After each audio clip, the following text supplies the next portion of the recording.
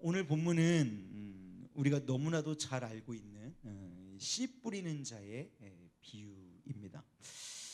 여러분, 여기서 씨를 뿌리는 자가 너무 당연한 말인가요? 씨를 뿌리는 자가 씨를 뿌립니다. 씨를 뿌려요. 그런데 그 씨는 어떤 것일까요? 씨가 무엇일까요? 씨는 말씀입니다. 여러분, 14절 말씀 한번 보시겠어요? 14절 말씀에 이렇게 기록하고 있죠. 뿌리는 자는 무엇을 뿌리는 것이라? 말씀을 뿌리는 것이라. 그러니까 그 떨어지는 씨는 하나님의 말씀입니다. 자, 이 말씀이 뿌려지기 시작합니다. 빠르게 진행하겠습니다.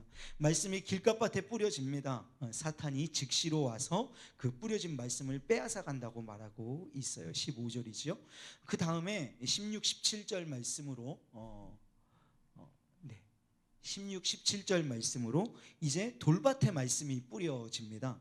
돌밭에 말씀이 뿌려졌는데 말씀을 들을 때는 즉시 기쁨으로 받지만 뿌리를 내리지 못함으로 잠깐 견디다가 환난이나 박해가 일어나면 곧 넘어진다라고 말씀하고 있어요. 자, 다음 밭은 어디 밭이죠? 우리 다 잘 알고 있으니까 다음 밭은 가시덤불입니다. 가시덤불 속에 뿌려졌는데 말씀을 듣기는 하는데 세상의 염려나 또 재물의 유혹이나 기타 욕심이 들어와서 말씀을 막아서 결실하지 못하게 하는 그 밭이 가시덤불 밭입니다. 자, 마지막입니다. 오늘 본문 말씀에 나오는 마지막 좋은 밭입니다. 이 좋은 밭에 말씀이 떨어지자 오늘 본문 말씀에 역사가 일어납니다. 좋은 땅에 뿌려졌다는 것은 곧 말씀을 듣고 몇 배? 30배. 그 다음에 60배. 그 다음에 100배의 결실을 하는 놀라운 역사를 일으키게 됩니다. 어제 우리 청년들과 청년 예배를 드리면서도 같은 본문, 같은 메시지로 말씀을 전했는데요. 여러분, 우리들의 인생사 가운데에서 30배, 60배, 100배가 되는 결론이 지어지는 것이 무엇이 있겠습니까? 한번 생각해 보십시오. 저는 잘 떠오르지 않더라고요. 2배, 3배도 어려운데 30배, 60배, 100배의 결실을 맺는 일이 우리의 삶에 과연 무엇이 있을까? 별로 없는 것 같다는 생각을 했습니다. 오늘 말씀은 우리에게 뭐라고 말하냐면 30배, 60배, 100배의 놀라운 결실을 맺을 수 있는데 그것은 좋은 밭의 말씀이 떨어졌을 때 그 말씀을 어떻게 해야 한다? 듣고 받아야 한다. 듣고 받아야 한다라고 말씀을 하고 있습니다. 여러분, 먼저 듣는 것을 한번 생각해 볼까요? 듣는 것은 무엇입니까? 들으면 어떻게 되죠? 들으면 믿는 것입니다. 왜? 우리 성경이 이렇게 기록하고 있잖아요. 로마서 10장 17절 말씀에 이렇게 말합니다. 그러므로 믿음은 들음에서 나며 들음은 그리스도의 말씀으로 말미암느니라. 그러므로 믿음은 어디에서 나며? 들음에서 나며. 여러분, 말씀을 듣고 들으면 믿음이 됩니다. 믿음으로 그것을 받아야 하는 줄로 믿습니다. 여러분, 들었습니다. 믿음이 생겼습니다. 믿음이 되었습니다. 믿었으면 어떻게 해야 됩니까? 그 말씀을 이제 받아야 합니다. 여러분, 이 받다라는 것을 저는 오늘 여러분에게 조금 단순하게 설명드리고 싶어요. 그것은 행함, 순종을 의미하는 것입니다. 자, 그러면 이 믿고 받아라고 하는 말은 무엇이냐면 들었습니다. 들음으로 믿음이 되었습니다. 그리고 그 믿음을 내 안에 감추어 두지 말고 그 믿음이 내게 멈추어 있게 하지 말고 그 믿음을 행함으로 나타내야 한다. 그 믿음을 행한다. 이 말이 곧 무슨 말이냐? 여러분, 단순하게 설명드려서 이것은 순종하시는 것입니다. 하나님의 말씀이 내게 임하였습니다. 그럼 우리들 어떻습니까? 좋구나. 와, 그래, 이 말씀이야. 내가 원했던 말씀이야. 그렇게 하고 여기서 끝 치면 말씀에는 능력이 없습니다. 말씀이 30배, 60배, 100배의 결실을 맺게 되는 데까지는 무엇이 전제되어야 한다고요? 믿고 받는 것까지입니다. 말씀을 들음으로 믿음이 되고 그 믿음이 내게 머물러 있지 않고 행동함으로 내가 곧 하나님의 말씀에 순종하는 데까지 나아감으로 말미암아 30배, 60배, 100배의 열매가 결실이 맺혀진 것입니다. 사랑하는 여러분, 결론적으로 이렇게 말씀드릴 수 있을 것 같아요. 믿음은 순종으로 열매를 맺습니다. 그 열매는 30배, 60배, 100배가 됩니다. 여러분, 우리의 삶이 믿음을 순종함으로 말미암아 변화되는 줄로 믿습니다. 말씀이 아무리 내 귀에 좋게 들리더라도 순종으로 나아가지 않으면 소용이 없습니다. 어제 우리 청년들과 함께 예배 드리면서도 똑같이 얘기했습니다. 아브라함이 본토 친척 아비 집을 떠나라는 말씀을 듣기만 하고 행동하지 않았다면, 떠나지 않았다면 아브라함이 열방의 아비이며 믿음의 조상이라고 불리울 수 없었을 겁니다. 하나님이 말씀하세요. 아브라함을 찾아가셨어요. 너는 너의 본토 친척 아비의 집을 떠나 내가 내게 명하는 그곳으로 가라. 하나님, 아브라함이 들었어요.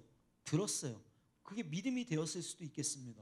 그런데 그게 믿음만 되고 행동으로 옮겨지지 않았어요. 떠나지 않았어요. 그러면은 아브라함에게는 아무 결실이 맺혀지지 않는 거죠. 그가 떠났더니 수많은 모래와 같은, 하늘에 떠있는 별과 같은 수많은 자손들이 아브라함을 향하여서 아버지라고 부를 수 있게 되는 것, 그 놀라운 은혜를 아브라함이 누릴 수 있었던 비결이 그렇다는 것이죠. 여러분, 베드로가요 하룻밤새 허탕을 쳤습니다.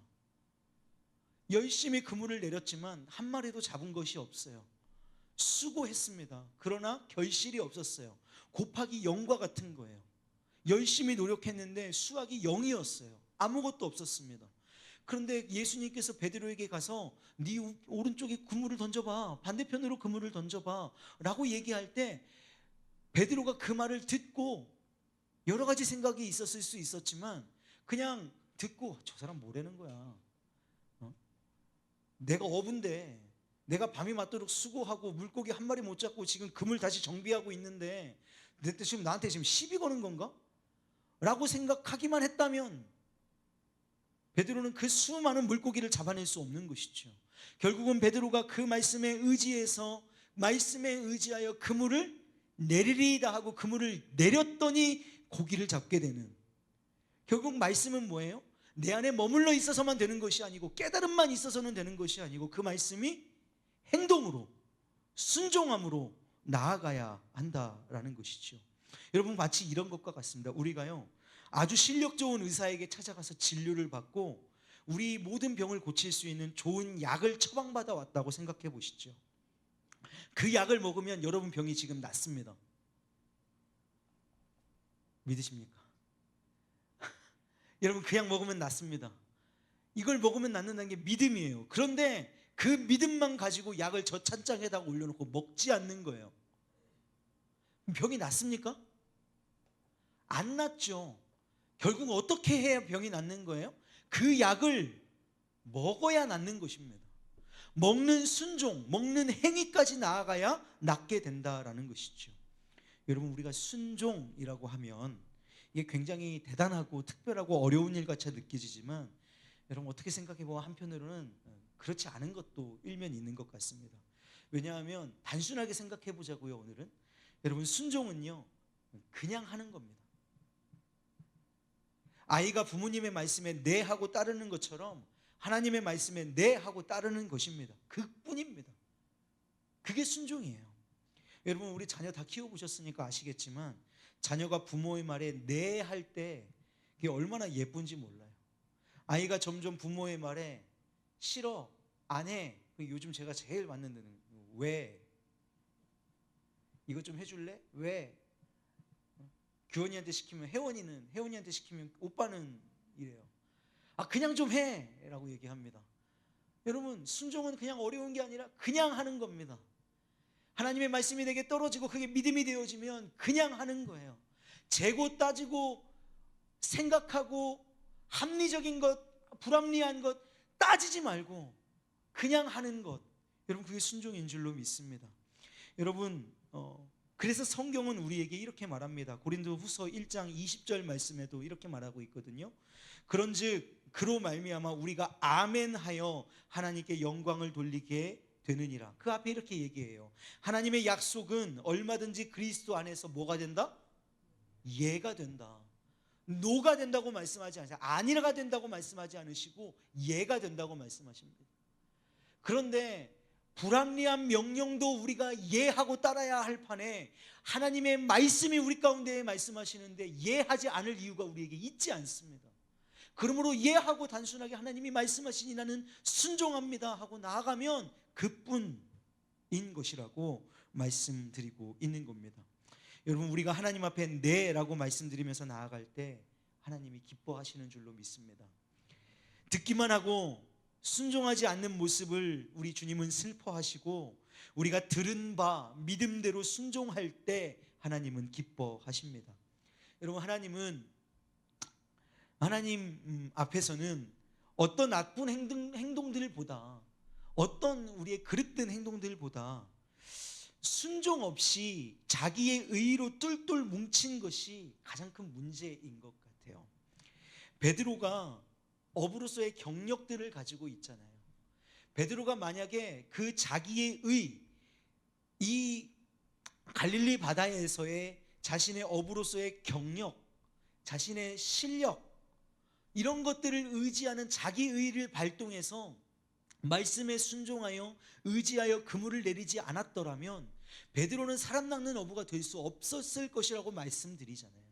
마찬가지로 우리가 하나님의 말씀에 순종함에 있어서 가장 큰 걸림돌은 무엇이냐면, 생각해 보니까 그게 그 어떤 누구도 아닌, 그 어떤 시험도 아니라 고난도 아니라 무엇이었냐면 바로 나 자신이더란 말이에요. 이것만은 할 수 없어라고 하는 내 마지막 알량한 자존심, 내 의, 그것이 나를 가로막고 나를 붙잡아서 하나님의 말씀에 순종하지 못하게 하더라는 것이죠. 그래서 결국은 가장 중요한 영적 싸움은 바로 나와의 싸움, 이기적인 나와의 싸움이라고 생각합니다. 여러분, 우리는 우리의 약하고 부족한 모습을 한없이 후한 눈으로 봅니다. 우리는 우리 자신에게 너무 관대해요. 자신에게만 관대한 것 같아요. 이렇게 얘기합니다. 이거 제 얘기예요. 에이, 어쩔 수 없지. 이게 나야. 여러분, 이런 모습으로 너무 쉽게 싸움을 포기하고 계시지는 않습니까? 한편으로 이런 생각도 하는 것 같아요. 에이, 주님도 다 이해하실 거야. 우리 주님이 이것도 이해 못하실 주님 아니시잖아 하면서 나의 영적 패배를 합리화시키고 있는 모습들도 우리 가운데 발견되죠. 나는 믿음이 있어, 그거면 됐지, 꼭 열매까지 맺어야 돼 라고 하는 생각은 여러분, 역으로 그것은 믿음 없음이요 불신앙인 줄로 믿으시기를 소망합니다. 여러분, 지난주에 말씀드린 것처럼 성령의 열매에 대해서 말씀을 드리면서 성령의 열매를 맺는 것이 구원의 조건일 수는 없다고 말씀을 드렸어요. 왜냐하면 오직 무엇으로만 구원을 얻기 때문에? 믿음으로만 구원을 얻기 때문에. 그러나 우리가 믿음으로 말미암아 구원을 얻었다면 너무나 당연하게도 성령의 열매를 맺어내는 데까지 우리는 나아갈 수밖에 없는 존재다. 그래서 우리가 구원받은 것의 조건으로서 성령의 열매는 있지 않지만 구원받은 것으로서의 결과로서는 성령의 열매가 분리될 수 있는 것이 아니다라고 말씀을 드렸습니다. 여러분, 마찬가지로 우리는 믿었다면 행함으로 말미암아 결실을 맺는 데까지 나아가야 하는 줄로 믿습니다. 행함으로 말미암아 믿음이 주어지지는 않습니다. 그러나 우리가 믿음으로 말미암는 행동은 결실을 맺어내는 줄로 믿습니다. 그래서 믿음과 행동은 또한 분리될 수 없는 것입니다. 로마서는 믿음에 대해서 강조하지만 또 저기 가서 야고보서에 가보면 행함에 대해서 그토록 강조하는 이유가 거기에 있습니다. 믿음과 행함은 다른 것처럼, 다른 영역인 것처럼 보이지만 실은 하나, 동전의 양면과 같이 하나인 것이죠. 사랑하는 여러분, 하나님은 우리가 오늘보다는 내일이 더 나아지기를 바라고 계십니다. 곧 30배의 열매를 맺기를 원하십니다. 60배의 열매를 맺기를 원하시고요, 100배의 열매를 맺기를 원하십니다. 주님을 향한 그 사랑으로 주님의 말씀을 내게 주신 말씀으로 받을 때, 그리고 그 말씀을 내 삶에 적용하고 행동으로 순종으로 나아갈 때, 그때에야 30배, 60배, 100배의 열매를 맺을 수 있음을 반드시 기억하시기를 주님의 이름으로 축복합니다. 한 주간 받은 말씀을 믿음으로 소화시키시고요, 그 믿음이 여러분의 삶을 통해 행동으로 또 순종으로 말미암아 넘치는 곱셈에 30배, 60배, 100배의 열매를 주렁주렁 맺으시는 복된 우리 우왕중앙교회 모든 성도님들 되시기를 주님의 이름으로 축복합니다. 오늘 목사님 말씀 이렇게 저에게 전해주시기 전에 이 말씀을 먼저 준비를 했었는데, 오늘 말씀을 내 안에 머물게만 하지 말고 적용하고 순종해서 삶의 행동으로 나타내자, 이게 오늘 말씀의 주제인데, 오늘 오전에 우리 목사님 말씀 증거해 주시면서 십자가 말씀을 받았잖아요. 여러분, 그 말씀을 받으시면서 어떤 마음이 드셨나요? 여러분, 말씀이 무거울 수 있습니다. 십자가가 가벼우면, 그리고 우리가 그렇게 가볍게 십자가를 마주하려고 하면 그것은 더 이상 십자가로서의 가치를 잃은 십자가가 되겠죠. 십자가는 무겁습니다. 십자가는 어렵습니다. 십자가는 지고 싶지 않은 것입니다. 그러나 오늘 말씀 증거 받았습니다. 어떻게 해야 된다고요? 내가 헌신해야 하는 것입니다. 억지로라도 져야 하는 것입니다. 성령의 능력으로 기쁨으로 질 수 있는 것이 십자가입니다. 그리고 더 나아가서 베드로가 그랬던 것처럼 우리도 사랑하는 데, 그 십자가를 사랑하는 데까지 나아가야 하는 게 우리 다 짊어지고 가야 할 십자가라고 여러분 증거 받으셨습니다. 받으시죠? 오늘 구역 예배하면서 한 번 더 하셨죠? 예, 그렇습니다. 자, 말씀을 들었습니다. 여러분, 이 들은 말씀이 여러분에게 믿음이 되어지기를 주님의 이름으로 축복합니다. 그런데요, 믿음으로 내 안에 머물러만 있으면 안 됩니다. 그 십자가를 지고 한 주간 살아내는 데까지, 그래야 여러분의 삶의 열매가 맺혀지는 줄로 믿습니다. 그 말씀 붙들고 주님 살아가게 하여 주시옵소서, 순종으로 행동하게 하여 주시옵소서, 우리 기도하는 마음으로 함께 하기를 원해요. 우리 찬양 준비해 왔거든요. 우리 너 어디 가든지라고 하는 찬양이에요. 우리 1절은 너 어디 가든지라고 해요. 그래서 우리 영혼에게 선포해 보시고요. 2절 가사는 나 어디 가든지예요. 그건 우리의 삶의 결단으로 하나님께 드릴 수 있었으면 좋겠어요. 자, 우리 가사를 좀 이렇게 살펴보시면서요, 우리가 이렇게 찬양하고 우리 잠시 결단하는 기도 함께 드리도록 하겠습니다. 너 어디 가든지, 너 어디 가든지,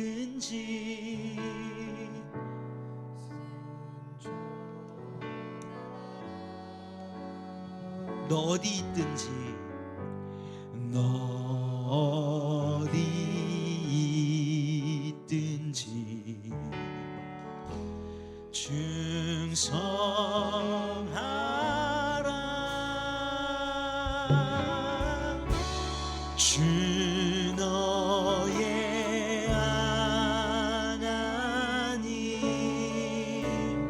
왕 되신 주,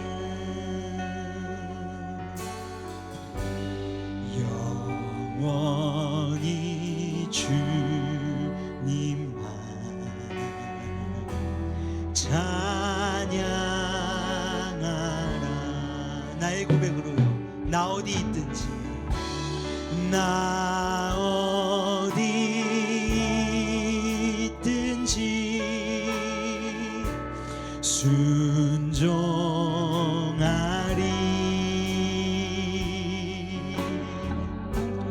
나 어디 있든지 충성하리.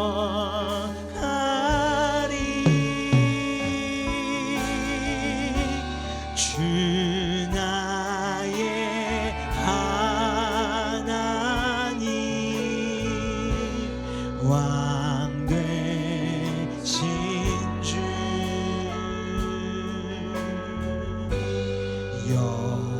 영원히 주님만 찬양. 우리 다시 한번 찬양합니다. 너 어디 가든지, 너 어디 가든지 순종하라. 순종하라.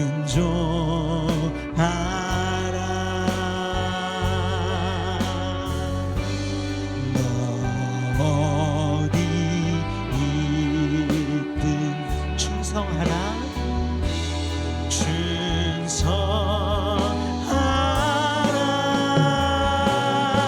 충성하라 주 너의 하나님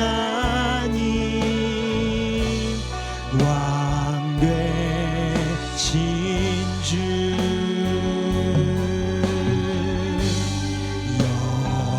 영원히 주님 찬양하라 찬양 우리 믿음의 선포로 나아갑니다. 나 어디 가든지 나 어디 가든지 순종하리 순종하리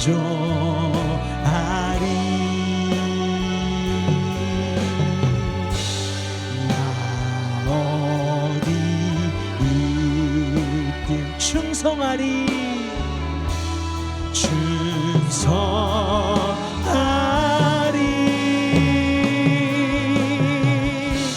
주 나의 하나님 왕 되신